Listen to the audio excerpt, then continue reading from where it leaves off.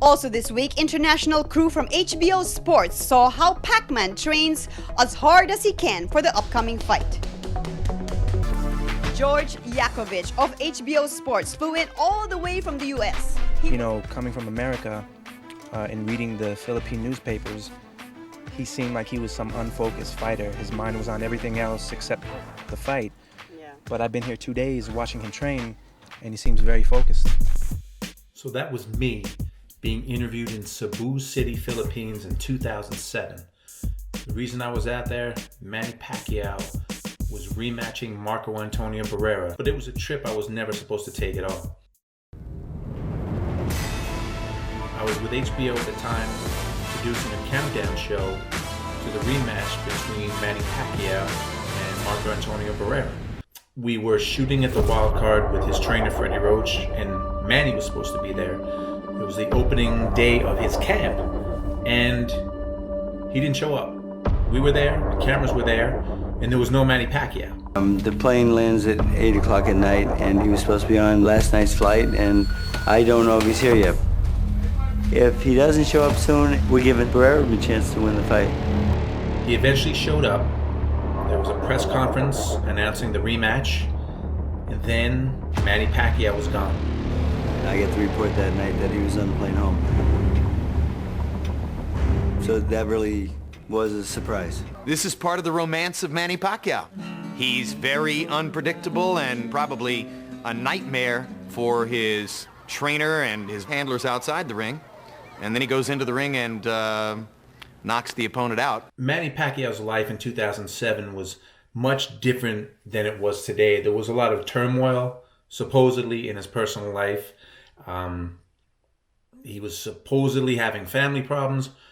All I know is he left LA, went to the Philippines.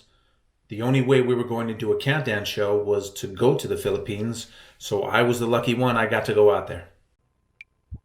I do have to say at the time, it was amazing to see that everyone in the Philippines knew who Manny Pacquiao was. And this is 2007. This is before he had his fights with Oscar De La Hoya and Floyd Mayweather and Miguel Cotto, on and on. He hadn't had those big level fights yet, so he wasn't quite in that boxing stratosphere that he is in now. But everyone out there knew him, and it was an incredible thing to see. So my favorite moment out there with Manny Pacquiao was a very special one to me. It was the second day I was out there. I went to his gym. I had a security team with me, and they took me to Manny's gym because I wanted to meet up with him and his team before we started shooting the next day. So I watch his training session, and afterwards he leaves. He goes in the back. One of his people, Waki Salud, whose gym it was out there in the Philippines, told me that Manny would like you to come in the back room and like to talk to you. So, of course, Manny Pacquiao always has a mob of people around him. So I go into this back room, and there are all these plates of food just lined up. And it's just Manny back there. No one else.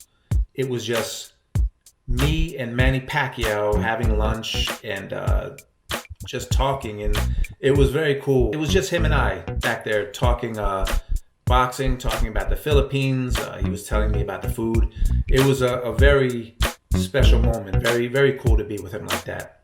But I do have to thank him, because if he would not have left LA, I would have never gotten a chance to go to the Philippines. So 2007, Manny Pacquiao goes to the Philippines, and I go along with him.